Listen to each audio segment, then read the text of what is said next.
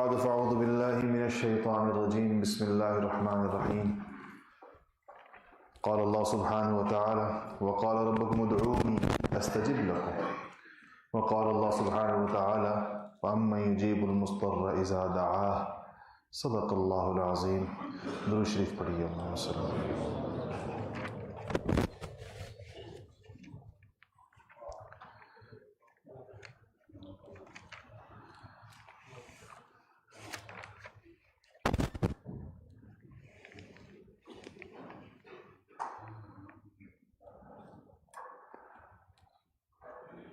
دعا کے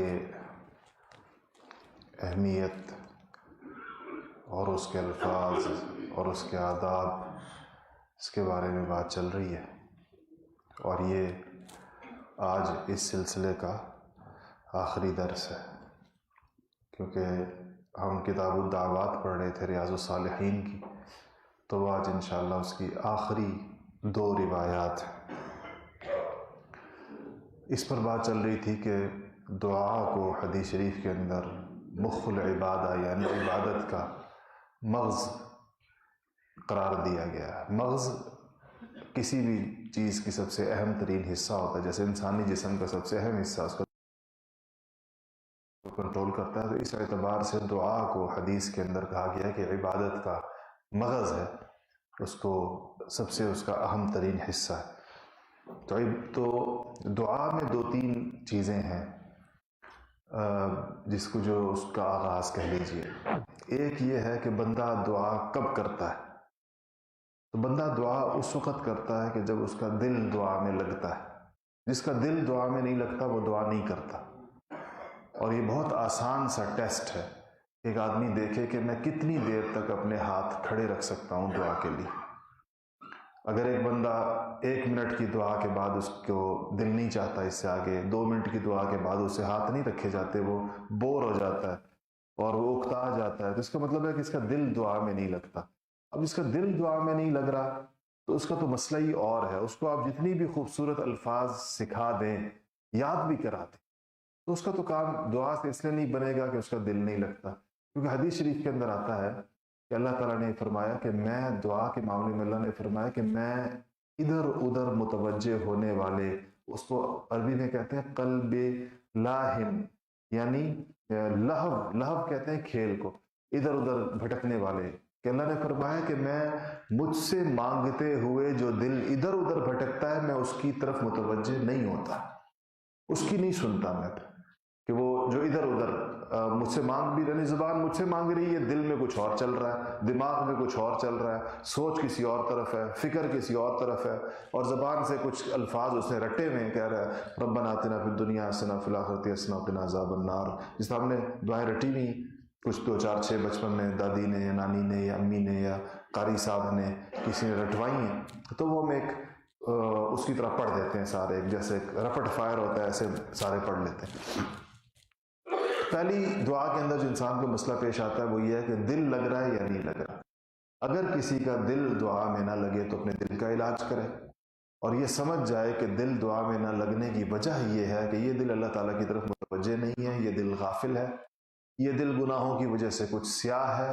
یہ دل سخت ہے، اور یہ دل بے نور ہے، اس لیے یہ دل دعا میں نہیں لگ رہا۔ جن لوگوں کے دل دعا میں لگتے ہیں ان کی دعائیں لمبی ہوتی ہیں، کیفیت والی ہوتی ہیں، اور تنہائیوں میں ہوتی ہیں۔ یہ جو ہم دیکھیں، آپ نے دیکھا ہوگا کہ ہم نمازوں کے بعد بہت لمبی چوڑی دعائیں نہیں کرتے، اور نہ فرائض کے بعد بس مسنون کلمات پڑھتے ہیں۔ یہ دعا ہے جو ہم لوگ مل کر کرتے ہیں، بس یہ ضرورت کے تحت ہوتی ہے، کچھ کرنی چاہیے، تو بہت زیادہ سنت سے اس کا ثبوت نہیں ملتا کہ ہر نماز کے بعد نبی کریم صلی اللہ علیہ وسلم نے ہاتھ اٹھا کر لمبی دعا کی ہو، اور ہر دعا پر صحابہ نے آمین کہا ہو، ہر فرض کے بعد، جس طرح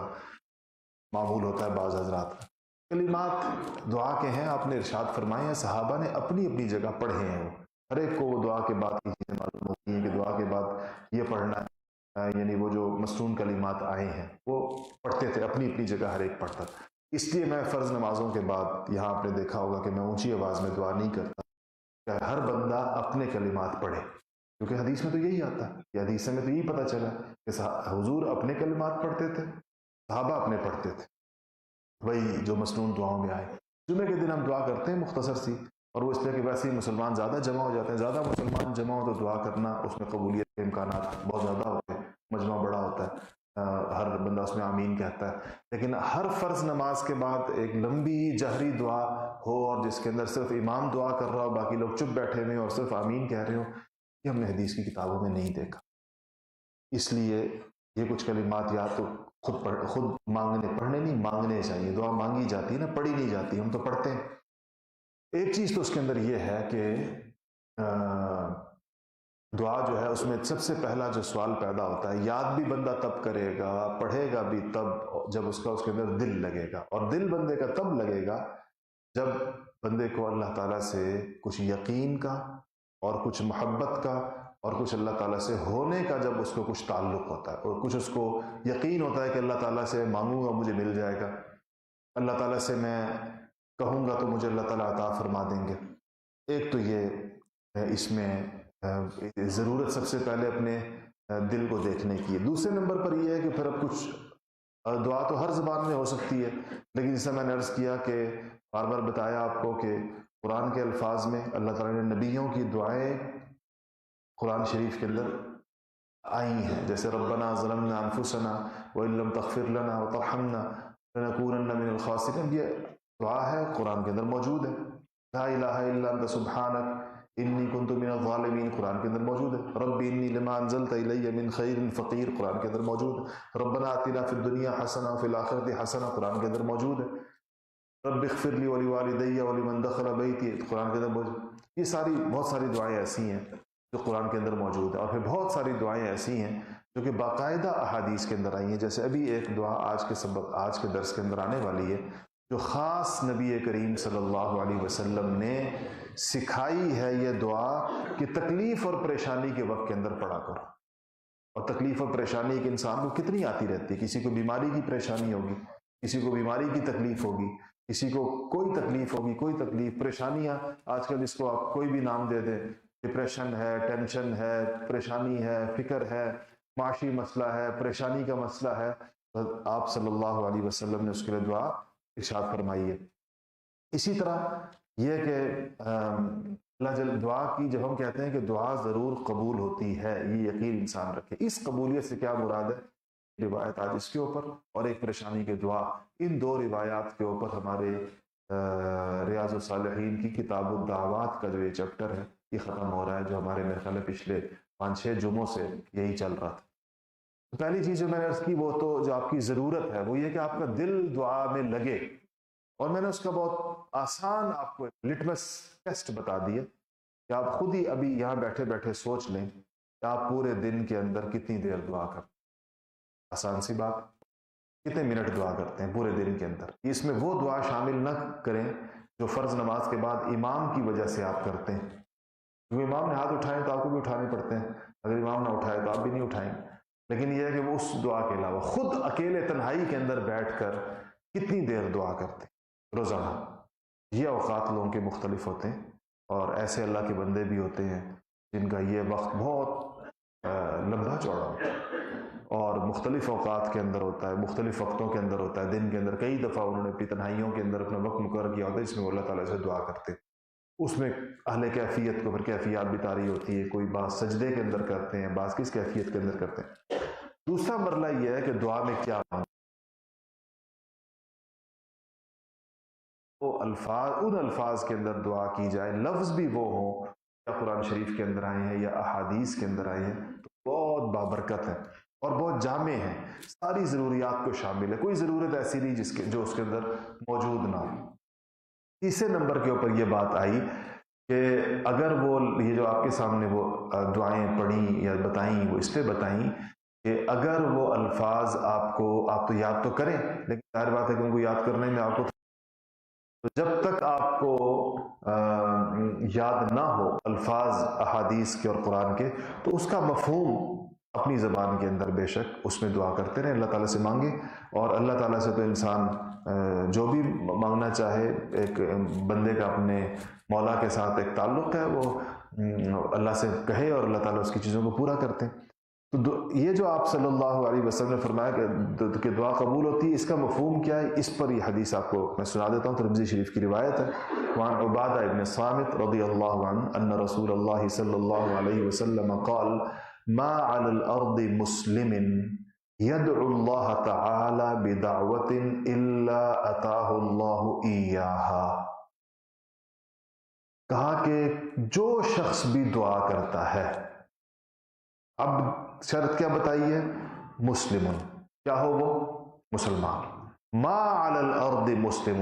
یعنی اس کا لفظی ترجمہ یہ بنتا ہے کہ روئے زمین کے اوپر کوئی مسلمان ایسا نہیں کہ وہ دعا کرے اور اللہ جل شانہ کیا کرے؟ اس کے ساتھ دو تین معاملات میں سے ایک نہ کرے۔ پہلا یہ الا اتاہ اللہ ایاہا، کہ جو چیز وہ مانگ رہا ہے اللہ تعالیٰ اس کو یا تو وہی دے دیتے، جو وہ مانگ رہا ہے اللہ پاک وہ دے دیتے۔ اس نے عافیت مانگی اللہ سے، اللہ نے اس کو عافیت دے دی۔ اس کا عافیت کا مطلب کیا ہے؟ مصیبتیں، بلائیں، آزمائشیں، پریشانیاں، رسوائیاں، مقدمے، افلاس دور کر دیا اللہ پاک نے اس کی طرف آنا تھا، اس کی دعا آڑ بن گئی، اس کی دعا جو ہے وہ اس کے راستے میں رکاوٹ بن گئی، ٹال دی اللہ پاک نے۔ اس کے اوپر کوئی اور مشکل آنی تھی، دعا کی وجہ سے کیا ہو گئی؟ ٹل گئی اس کے اوپر۔ اب کتنا بڑا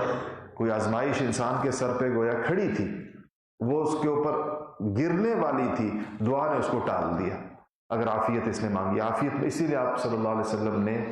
وہ آپ کو یاد ہے روایت گزری کہ حضرت عباس نے کہا کہ یا رسول اللہ مجھے کوئی خاص دعا بتائیں، تو آپ نے کہا کہ عباس عافیت مانگو۔ ان کا خیال ہوا کہ شاید آپ نے مصروفیت کی وجہ سے مجھے مختصر جواب دے دیا ہے، کسی اور وقت کے اندر پوچھا ذرا اہتمام کے ساتھ کہ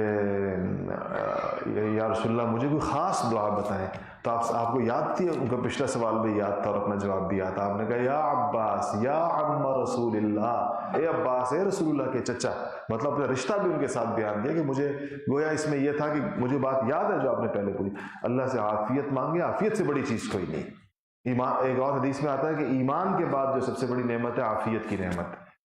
یا آج عافیت ہی کی برکت سے ہم سارے یہاں پر بیٹھے، ہم سب کو اللہ پاک نے عافیت دی ہوئی اس لیے یہاں بیٹھے ہوئے، ورنہ تو جو سخت بیمار ہیں وہ کہاں بیٹھے پڑے ہوں گے؟ اسپتالوں میں۔ اس سے زیادہ جو بعض ہوں گے بیچارے گھروں میں جو نماز پر بھی نہیں آ سکتے ہوں گے۔ کچھ لوگ ایسے ہوں گے جن کی عافیت ختم ہوئی ہے، وہ جیلوں کے اندر ہوں گے۔ کچھ لوگ ہوں گے جو تھانوں میں ہوں گے، کچھ ہوں گے جو کچہریوں میں ہوں گے،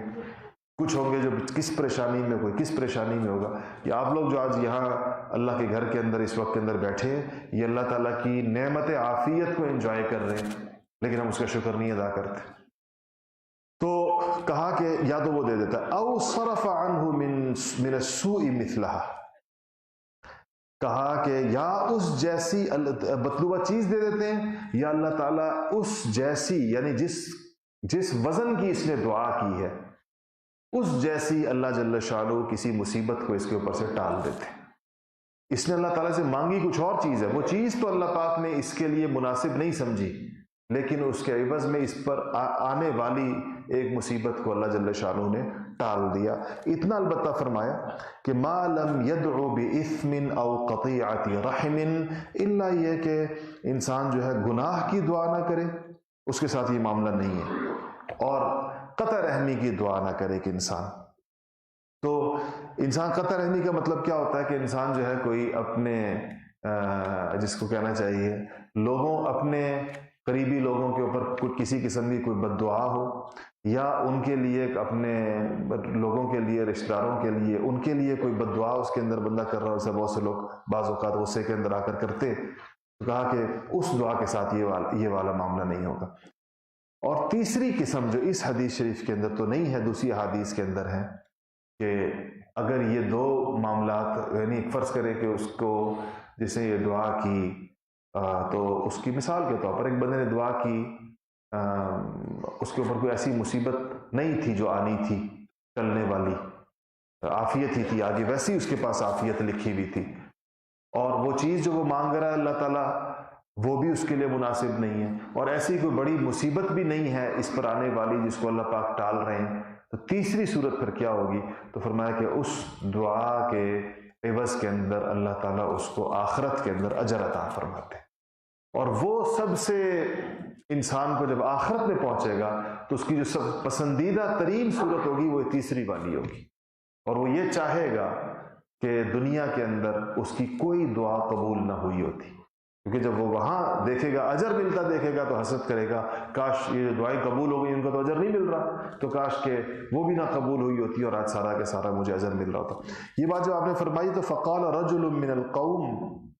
تو ایک صاحب جو بیٹھے ہوئے تھے مجلس میں انہوں نے کہا کہ اگر ایسا معاملہ ہے دعا کا، اذن اگر ایسا ہے تو نکثر، اب تو پھر ہم بہت زیادہ دعائیں کریں گے، کثرت کے ساتھ اتنی دعائیں کریں گے، یا تو اللہ وہ چیزیں دیتے رہیں گے یا مصیبتیں ٹالتے رہیں گے، پھر تو بس اب ہم اسی کو کام بنا لیتے ہیں، دعا کیا کریں گے۔ نبی کریم صلی اللہ علیہ وسلم نے فرمایا کہ قال اللہ اکثر، انہوں نے کہا نکثر ہم زیادہ کریں گے،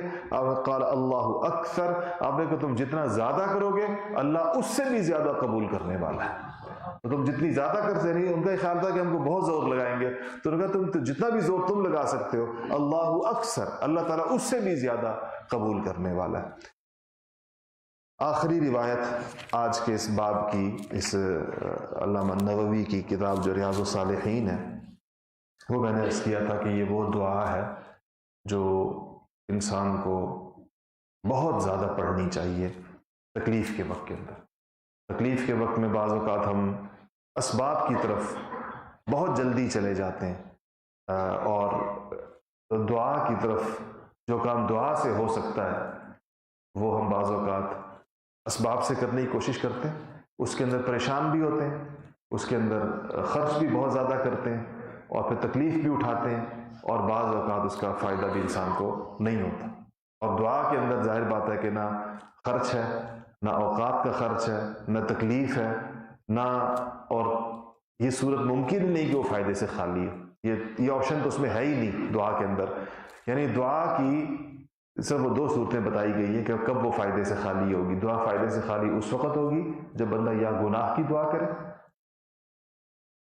نعوذ باللہ، اس میں تو اللہ تعالیٰ کی توہین ہے گناہ کی دعا میں، ایسے نعوذ باللہ کوئی کہے اللہ مجھے شراب دے دے، تو اللہ تعالیٰ کی توہین ہے نا۔ جب بندہ اپنے والد کے سامنے کوئی ایسی بات نہیں کر سکتا تو اللہ جل شانہ کے سامنے اس کی حرام کردہ چیزوں کی بات کیسے بندہ کرے گا؟ اور دوسرا یہ ہے کہ قطع رحمی کی دعا نہ ہو، تو پھر دعا کے اندر کوئی یہ آپشن نہیں ہے کہ وہ ناکام ہوگی، تو وہ تکلیف کے لیے یہ بھی حضرت ابن عباس رضی اللہ عنہ کی روایت ہے، فرماتے ہیں کہ آپ سے کانا ان رسول اللہ صلی اللہ علیہ وسلم کانا یقول عند الکرب، کرب عربی میں اسی کو کہتے ہیں جس کو اردو کے اندر بھی کرب کہتے ہیں، کرب و تکلیف، اور کرب کہتے ہیں فلانا بندہ بڑے کرب کے اندر، عربی کا لفظ ہے، تکلیف کو کہتے ہیں، کربناک اردو میں کہتے ہیں بڑی تکلیف دہ حالت ہے۔ تو فرمایا کہ ان رسول اللہ صلی اللہ علیہ وسلم کانا یقول عند الکرب، جب نبی کریم صلی اللہ علیہ وسلم کسی تکلیف میں ہوتے تھے، کوئی پریشانی آپ کو ہوتی تھی یا تکلیف ہو، چاہے وہ جسمانی تکلیف ہو اور یا چاہے وہ حالات کی تکلیف ہو، ہر قسم کی تکلیف اس میں داخل ہے۔ دیکھیں نا، انسان کے بڑھاپے کے اندر یہ گھٹنوں کے، ٹخنوں کے، اٹھنے بیٹھنے کے مسائل تکلیف ہے، کسی کو کوئی اور تکلیف ہو سکتی ہے، کسی کو جو ہے وہ افلاس کی، غربت کی تکلیف ہو سکتی ہے، کسی کو کوئی اور چیز ہو سکتی ہے۔ تو کہا کہ یہ دعا آپ کرتے تھے کہ لا الہ الا اللہ العظیم الحلیم، لا الہ الا اللہ رب العرش العظیم، لا الہ الا اللہ رب السماوات والارض، رب السماوات و رب الارض و رب العرش الکریم۔ یہ بخاری میں بھی ہے اور یہ مسلم میں بھی ہے، اور جو حدیث بخاری اور مسلم دونوں کے اندر ہو تو اس کے لیے محدثین ایک اصطلاح استعمال کرتے ہیں، اس کو سب سے اونچی کیٹیگری کی حدیث شریف سمجھتے ہیں سند کے اعتبار سے، کہ سب سے مضبوط سند اس کو سمجھتے ہیں، اس کو کہتے ہیں کہ متفق علیہ، اس پر اتفاق ہے۔ کس کا اتفاق ہے؟ بخاری اور مسلم دونوں حضرات کا اتفاق ہے، تو ایسی حدیث کو متفق علیہ کہتے ہیں۔ یہ متفق علیہ روایت ہے کہ لا الہ الا اللہ العظیم الحلیم، لا الہ الا اللہ رب العرش العظیم، لا الہ الا اللہ رب السماوات و رب الارض و رب العرش الکریم۔ اس کو تھوڑا سا آپ لوگ پڑھیں تاکہ آپ کو ذرا سی یاد ہو جائے۔ پہلا جملہ اس کا جو ہے، سب سے پہلا جو اس کا جملہ ہے، لا الہ الا اللہ العظیم الحلیم، لا الہ الا اللہ العظیم الحلیم، لا الہ الا اللہ العظیم الحلیم۔ عظیم اللہ کا نام بھی، الحلیم بھی اللہ کا نام ہے، حلم سے ہے، بردبار سے ہے، یعنی وہ جو فوراً ایکشن نہیں لیتا. جو اللہ پاک نے فرمایا کہ میرا یہ حلم نہ ہو تو تم لوگ کو میں پکڑنا شروع کر دوں تو کوئی چل نہیں سکتا زمین کے اوپر اس کے بعد مجھ سے. لا الہ الا اللہ العظیم الحلیم، لا الہ الا اللہ، لا الہ الا اللہ رب العرش العظیم. رب العرش العظیم کا مطلب کیا ہے کہ عظیم عرش کا جو رب ہے. لا الہ تو لا الہ الا اللہ رب العرش العظیم، لا الہ الا اللہ رب السماوات ورب الارض ورب العرش الکریم. رب السماوات آسمانوں کا رب، رب الارض زمین کا رب، اور رب العرش الکریم عرش کریم. عزت کریم کہتے ہیں عزت والے کو، عزت والے عرش کا رب. تو یہ کل 3 جملے ہیں کل، اور اس میں پہلے میں آتا ہے رب العرش العظیم اور دوسرے میں آتا ہے رب العرش الکریم. تو اس سے پہلے لا الہ الا اللہ العظیم الحلیم، پڑھیں آپ اس کو، لا الہ الا اللہ العظیم الحلیم، لا الہ الا اللہ لا الہ الا اللہ رب العرش العظیم، لا الہ الا اللہ رب السماوات ورب الارض ورب العرش الکریم. یہ دعا ہے. اس کو جتنا بھی آپ لوگ پڑھیں گے، اور جب بھی کوئی پریشانی ہو، کوئی مصیبت ہو، بیماری ہو، افلاس ہو، نقصان ہو، کاروبار میں ہو، ملازمت میں ہو، بے روزگاری ہو، بے اولادی ہو، کوئی بھی ایسا پریشانی ہو، تو بس اس کو ورد زبان بنا لیں. ورد زبان کہتے ہیں کہ بار بار پڑھیں، بار بار پڑھیں، بار بار پڑھیں، اور اس یقین کے ساتھ پڑھیں کہ اللہ رب العزت اس کے ذریعے سے میری پریشانیوں کو دور فرما دیں گے. انسان کو یہ اعمال بندہ پہلے کر لے، پھر دنیا کے اسباب کی طرف اس نیت سے جائے کہ رب اللہ تعالیٰ نے ہمیں سبب اختیار کرنے کا حکم دیا. یہ مسلمانوں کا طریقہ ہے کہ ہم اسباب سے، مسلمان منع نہیں کرتے کہ وہ تو رہبانیت ہے کہ اسباب کا انکار کرنا، اسباب کا انکار نہیں کرتے، لیکن سبب کی طرف لپکنے سے پہلے 2 کام بندہ کرے. ایک یہ کہ اس وقت دعا کا استحضار کر لے جو بڑا ضروری ہوتا ہے. دوسرا یہ ہے کہ سبب کی طرف جاتے ہوئے بھی سبب کو مستقل نہ سمجھے، سبب پر اعتماد نہ کرے، سبب سے ہونے کا یقین نہ رکھے. یہ ذہن میں رکھے کہ میں اس کو بطور سبب اختیار کر رہا ہوں، باقی اس سبب سے فائدہ ہوگا یا نہیں ہوگا یہ کس کا فیصلہ چلے گا؟ اللہ تعالیٰ کا فیصلہ. یہ سبب میرے لیے مفید ہوگا یا میرے لیے مفید نہیں ہوگا، اس کا فیصلہ وہ بھی پھر اللہ کے ہاتھ کے اندر ہے. تو جب بندہ سبب کو اس طریقے سے اختیار کرتا ہے، اللہ تعالیٰ کا حکم سمجھ کے اور مستقل بذات نہ سمجھ کر، بلکہ اللہ ہی کو اصل مسبب الاسباب سمجھ کر، تو انسان کو اللہ تعالیٰ کچھ چیزیں عنایت کرتے. ایک، اللہ تعالیٰ اس کو، ظاہر ہے یا تو اس نعمت سے اللہ تعالیٰ اس کو وہ نعمت عطا فرما دیتے، اور اگر کسی مصیبت کے لیے کر رہا ہے، مصیبت سے بچنے کے لیے کر رہا ہے، تو اللہ تعالیٰ اس مصیبت سے یا تو اس کو نجات عطا فرما دیتے، یا اگر اس نعمت کے نہ ملنے میں اور وہ مصیبت جس کو مصیبت سمجھ رہا ہے اس آزمائش میں اس کے لیے کوئی فائدہ ہوتا ہے، اس کی ترقی ہوتی ہے، اس کے درجات بلند ہو رہے ہوتے ہیں،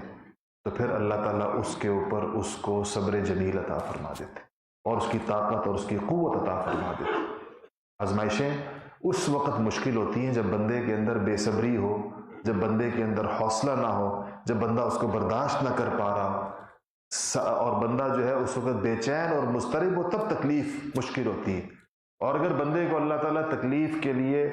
پر حوصلہ عطا فرما دے اور اللہ تعالیٰ اس کو صبر عطا فرما دے اور اللہ جل شانہ اس کو دل کو اس کے سکون عطا فرما دے، پھر وہ اس کے درجات بلند ہو جاتے ہیں اور وہ کسی تکلیف کے اندر نہیں ہوتے. آپ اللہ والوں کی یہ کیفیت دیکھیں گے، حالات سب پر آتے ہیں، مرنا جینا بھی آتا ہے، کسی کے پیارے بھی مرتے ہیں، نقصانات بھی بعض اوقات ہوتے ہیں. یہ دنیا ہے، یہ معاملات دنیا کے تمام انسانوں پر اس دنیا میں آتے ہیں، لیکن ان معاملات کے اوپر ہر ایک کا رد عمل اور دل کی کیفیت مختلف ہوتی ہے. ایک چیز کسی انسان کے لیے ایسی بے چینی کا سبب بن جاتی ہے کہ اس کا سکون ختم ہو کے رہ جاتا ہے، غارت ہو جاتا ہے، اور وہ ایسے زندگی گزار رہا ہوتا ہے جیسے کسی جلتے ہوئے توے کے اوپر کوئی بیٹھا ہوا ہے، اور وہی مسئلہ ایک دوسرے بندے پر آتا ہے اسی قسم کا، اور اس بندے کو اللہ جل شانہ اس کے اوپر ایک حوصلہ اور صبر عطا فرما دیتے ہیں. ساتھ ہی لوگ یہ سمجھ رہے ہوتے ہیں کہ بڑی تکلیف کے اندر ہے، اس کی اپنی قلبی کیفیت، قلب جسم اس کا تکلیف میں ہو سکتا ہے، قلب اس کا اپنی جگہ سے نہیں ہلتا۔ یہ دنیا کے اندر اگر کوئی جنت کا تصور ہو سکتا ہے تو وہ اس کیفیت کے ساتھ وابستہ ہے۔ یعنی دنیا میں جو لوگ پرسکون زندگیاں گزار رہے ہیں وہ اس کیفیت والے لوگ سے پرسکون زندگیاں گزار رہے ہیں، اور ان کے سکون کا یہ عالم ہے، ان کے قلب کے اس سکون کی وجہ سے ان کا یہ عالم ہے کہ اگر آپ جا کر ان کے پاس 10 منٹ بیٹھ جائیں تو صحبت کے اندر آپ کو بھی محسوس ہوگا کہ میرے قلب میں سکون آ گیا، ان کے قلب سے میرے قلب میں سکون آ گیا۔ اور آپ دنیا میں کسی مضطرب اور دنیا کے لیے پریشان اور بے چین آدمی کے پاس بیٹھیں، اچھے خاصے آپ پرسکون جائیں گے، پریشان واپس آئیں گے۔ یہ صحبت کے اثرات ہوتے ہیں۔ اگلے کے قلب کی جو کیفیت ہے وہ آپ کے قلب پر آتی ہے، الا یہ کہ آپ کا قلب اتنا زیادہ طاقتور ہو کہ وہ اس کے قلب کو مغلوب کر دے، تو وہ جو اس کے قلب سے جو ریز آ رہی ہے نا، تو آپ کا دل اس کو روک دے اور اپنی والی اس پر غالب کر دے۔ ایک یہ صورت ہے، ورنہ انسان کا دل متاثر ہوتا ہے۔ اس لیے اہل اللہ کے پاس جہاں اور آخرت کی نعمتیں ملتی ہیں، دنیا کی ایک نعمت، یہ سکون قلب ہے تو دنیا کی نعمت کیونکہ دنیاوی زندگی میں ہوتا ہے، لیکن یہ سکون قلب جو ہے یہ ایک بہت بڑی نعمت ہے جو کہ انسان جب تک اگر انسان نے اس کو چکھا نہیں ہے اس کے ذائقے کو، تو وہ نہیں بتا سکتا کہ سکون کس چیز کو کہتے ہیں۔ ہم دیکھیں نا، یہ لوگ جو سگریٹ پیتے ہیں یہ کیوں پیتے ہیں؟ سکون کی تلاش، ایک بے چینی سی ہوتی ہے، سگریٹ پینے سے دور ہوتے ہیں، نشوں کی طرف جتنی دنیا جاتی ہے سکون کی تلاش میں جاتی ہے، تو سکون پتہ نہیں ہے کیا ہے۔ اس لیے سکون آور ادویات جو ہیں، اب تو اس کی ایک بہت بڑی انڈسٹری وجود کے اندر آ گئی ہے، قسم قسم کی دوائیاں ہیں، قسم قسم کی ٹرینکولائزرز ہیں، نیند کی چیزیں ہیں، پتہ نہیں کیا کیا چیزیں ہیں کہ وہ آتی رہتی ہیں